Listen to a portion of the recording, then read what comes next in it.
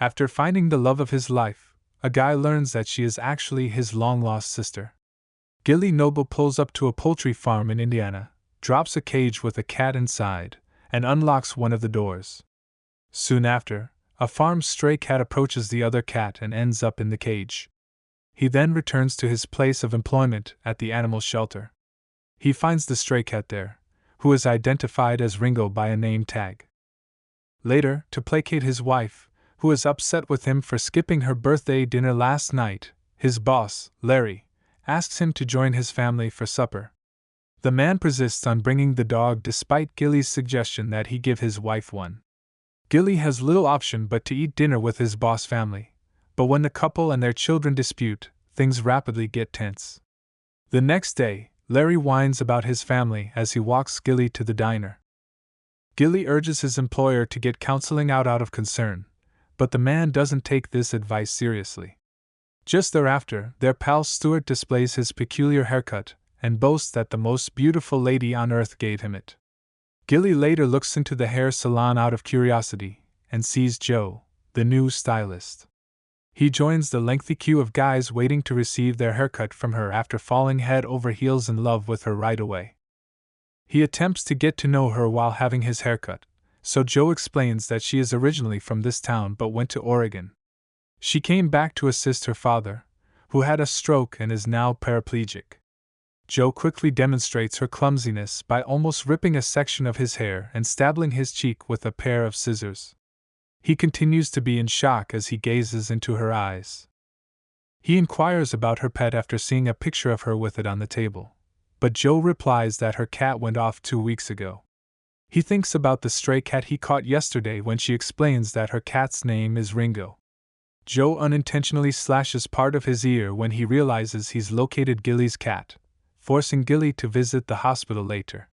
Joe extends an invitation to eat at her home so he can bring in her cat as restitution for injuring him. Later, when Joe is preparing dinner, her mother Valdine counsels her against hosting an animal catcher so she may reunite with her wealthy ex-boyfriend Jack. Joe introduces Ringo to her father, Walter, who is immobile and speaks through a vocalator device, as soon as Gilly and Ringo arrive.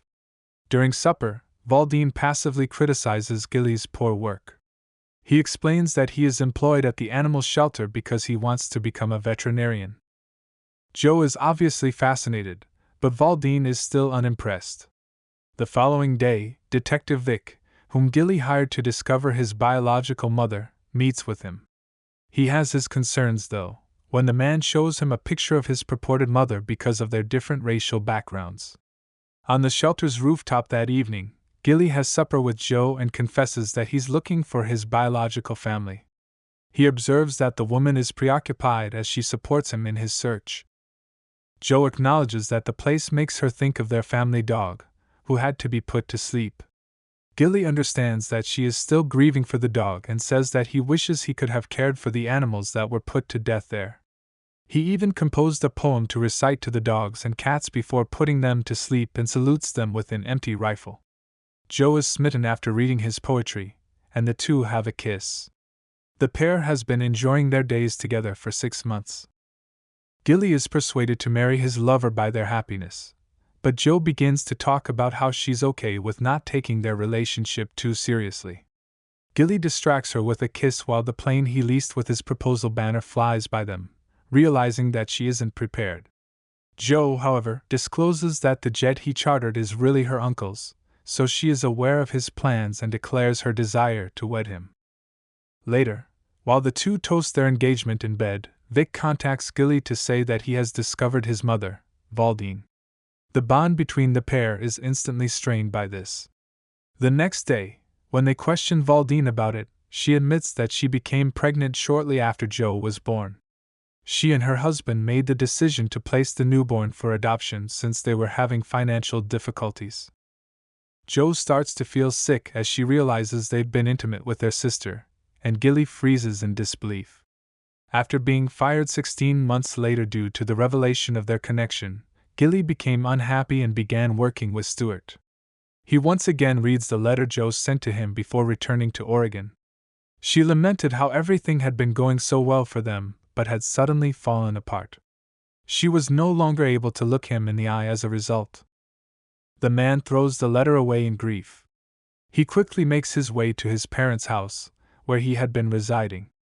Despite the fact that Walter is still rude to him, Valdine shows him affection to make up for lost time. Jo calls at that same moment to announce her engagement to Jack. This makes her mother happy while further shattering Gilly's heart. Valdine tells Gilly to be pleased for Jo because she's marrying a billionaire and owning her own salon when the wedding invites show up. When Leon answers the doorbell, he identifies himself to Valdine as her long-lost son.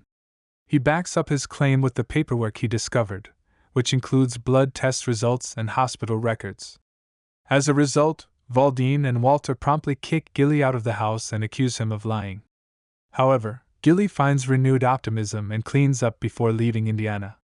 He spends days driving to Oregon in the hopes that he won't miss his chance to be with Jo. But one night he unintentionally drives over a man who is crossing the street. Dig orders him to get his prosthetic legs, which were injured in the collision. The guy then demands a ride from Gilly after standing in the road to attract his attention. He says that he is a pilot who had to land in a nearby clearing because his aircraft ran out of fuel. The man is informed by Dig that he owes him for transporting him to Oregon when the two get there in the morning. Additionally, he cautions Gilly to leave the area right now because the wealthy are in charge there. Without their knowledge, Valdine makes a call to the local police department and alleges that Gilly is a dangerous felon. Valdine begs the caller to be discreet so as not to disturb Jo, who is preoccupied with planning her major wedding, when Officer Gina answers the phone. Despite this, Gina quickly posts Gilly's image on wanted posters all throughout the city. When Jo notices this, she complains to her mother about letting her fictitious brother go there. Valdine makes up the story that Gilly went crazy and informed everyone that someone named Leon is her brother, not her, since she wants her daughter to continue her marriage to Jack. This is all imagined, the woman claims. In a different location, Jack, Jo's fiancé, approaches a homeless person and offers him a hotel room and a job. After receiving the majority of his wealth from his father, he argues that this is his way of giving back to the community. Afterwards, Gina approaches Jack and says she wants to talk to him about his fiancée and offers him to have coffee with her. Later, when Jack gets home, he gives Jimmy, his brother, and Freddie and Streak orders to make Gilly vanish. As a result, the man gets knocked unconscious by the group shortly before he enters Jo's salon. Soon after awakening, Gilly discovers himself on a flight to Mexico. Leon can't be seen until after Jo's wedding, so Valdine and Walter deliver him to a hotel outside of town 2 days later. The mother gives him the go-ahead to find Gilly and separate him from his sister in the meanwhile. Jo discovers her fiancé in the hot tub at Jack's residence. She accepts his invitation to join him, but she has wedding-related tasks to run. Gina emerges from the water after she has left and reveals that the man is cheating. While Gilly eventually makes it back to town, Jack hosts his prospective in-laws in the afternoon. He keeps a low profile and attempts to enter Jo's parlor from the rear knowing that people are after him. Gilly departs, nevertheless, after one of his coworkers recognizes him from the wanted posters. He disguises himself before leaving for the bar by using hair left over from the salon's trash can. He meets Dig there and requests his assistance in locating his truck, which he left behind when he was kidnapped. But the pilot shows that Jack's charity event caused his truck to be wrecked. Gilly asks Dig to help him prevent Jo from marrying Jack after giving up on his car, but the man and the other customers argue that the wealthy man is a wonderful person. He even asserts that Gilly should let Jo leave because she is blessed to be marrying him. Jo's coworker phones her the next day to let her know Gilly was there. This prompts the woman to look for him. She takes him up after spotting him leaving town. When Jo swiftly informs him that they cannot be together, Gilly instantly realizes that he must let her go after remembering Dig's advice to him. He is shortly dropped off at the bus stop by the woman, and before getting off, the devastated man tells her he loves her. She says, regretfully, "I love him too," and then she drives off in tears. A young man steals Gilly's bus ticket as he waits to board, making Gilly have to go after him. The youngster takes him to a remote garage, where Dig meets the broken-hearted man. The pilot eventually admits that Jack is bad since there is no one there to overhear them this time. He brings the guy to his home, where Dig tells that Jack received a large inheritance from his father and has been generating additional income by cultivating illicit marijuana. By keeping the locals content, Jack makes sure that the police would never look into their community, ergo, his philanthropic persona.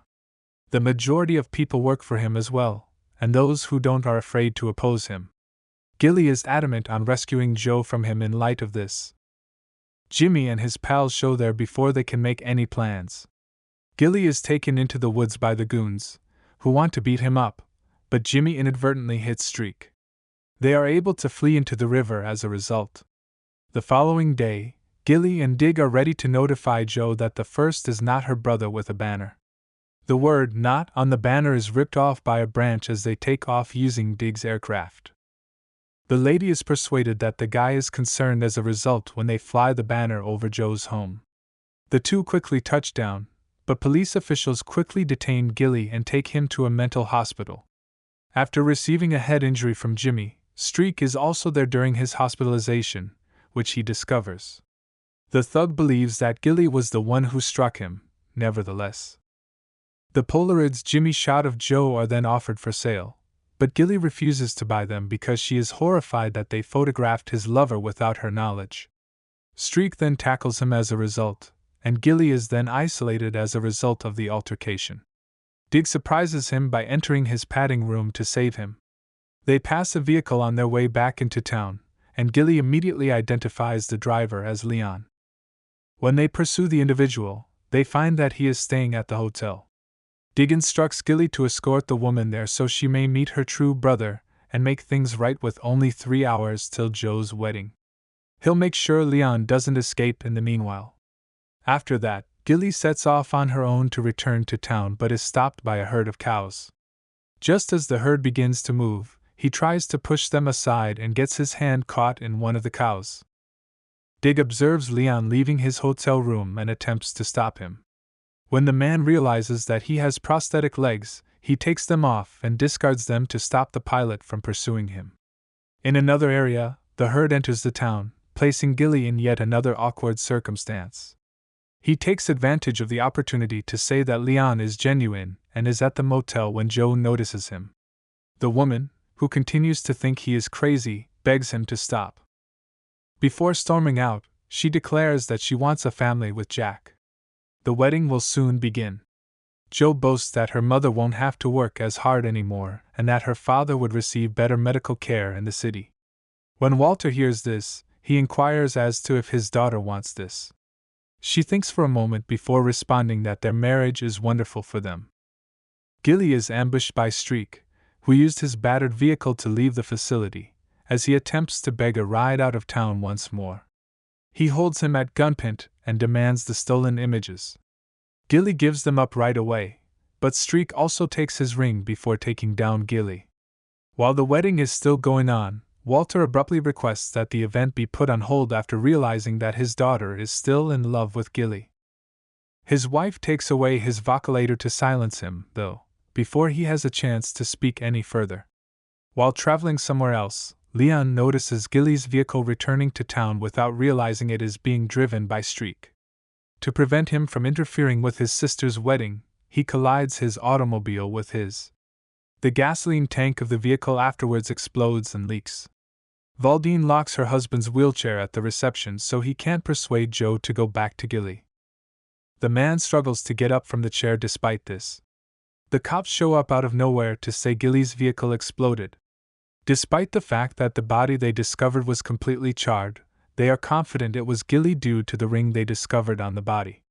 The sheriff also said that Leon, who caused the collision, has been taken into custody. The guy phones Valdine his mother, pleading with her for assistance and insisting that he was only obeying Gilly's orders to accompany her. When Walter eventually shows up, he claims that Leon is Joe's biological brother. He reveals that they hid it since his wife is adamant about using some of Jack's riches. Joe confronts her mother with tears in her eyes, who continues to believe that since Gilly was a nobody, it was best. The situation is made worse by Walter's admission that Jack hired Vic to inform Gilly that they are his biological parents in order to end their relationship. Jo storms off feeling betrayed. After realizing her plot has failed, Valdine vents her frustration on her actual son, but the stress leads to a stroke. The following day, Gilly eventually finds himself awake in the woods and makes his way to Dig's house, where Dig is shocked to discover him still alive. He finds out that everyone believes he is dead, but he accepts this since he believes it will finally allow Jo to go on with her life. With that, Gilly boards Dig's aircraft for a trip back to Indiana without realizing Jo is also driving there. When she comes, she takes a gun to the rooftop of the animal shelter and recite Gilly's poetry. By chance, Gilly and Larry arrive in the parking lot, and the latter returns the job to the younger guy after learning the truth. Gilly notices Jo on the edge of the roof and believes that she is ready to commit herself. When he runs to stop her, he hears a gunshot and becomes covered in ashes. Jo recognizes him at last, and they share a kiss to reconnect. She explains that she thought she was carrying his ashes when she saluted him with a single rifle. After everything has been resolved, the village subsequently celebrates Gilly and Jo's nuptials. A recovering Walter and a crippled Valdine are among the visitors. Vic takes the newlyweds aside abruptly, saying he's finally located Gilly's biological mother. He argues that this time is different because he has documentation and DNA proof. With that, he unlocks the door of a limousine, allowing Gilly's idol Suzanne Summers to exit. Gilly notices that he formerly had fantasies about his own mother, as the lady holds him.